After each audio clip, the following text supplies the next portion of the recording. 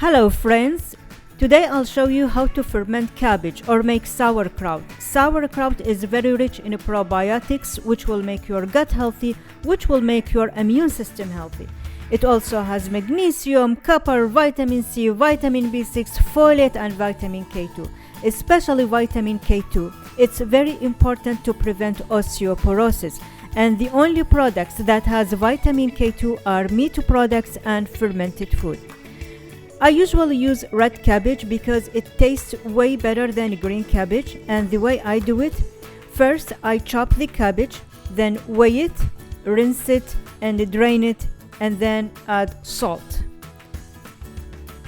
I cut it into strips this size. Then after it's completely drained, I'll transfer it into a bowl and then add salt. How much salt to add? It's 2.25% to the cabbage weight. If you have 1 kilo cabbage, that's 2 pounds cabbage, you will need 22.5 grams salt. And I have here 3.5 kilos, so I added 79 grams salt. Then massage it and leave it for 2 or 3 hours. It depends on the weather. And then come back again, massage it, and then transfer it into a clean container. Then pound it down, add little by little and pound it down and add and pound it down until you reach the top of the container.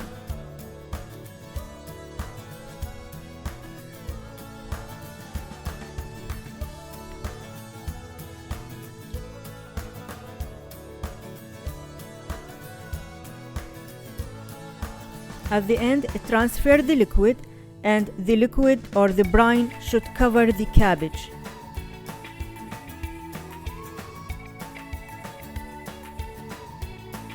Before you close it, place something heavy on top, either glass or ceramic, so the cabbage don't rise to the top.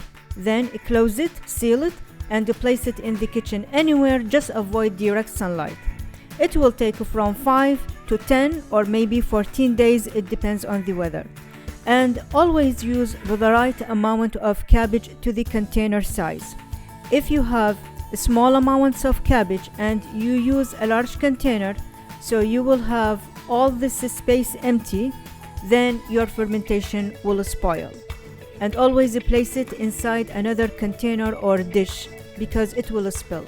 This is day 2, and you see these air bubbles. This is a sign of good fermentation and already spilled over, but everything is clean because I have it in another dish. I will leave it longer. Today is day 6 and it's done. You know it's done when you taste it. It's crunchy, it's sour, it's delicious.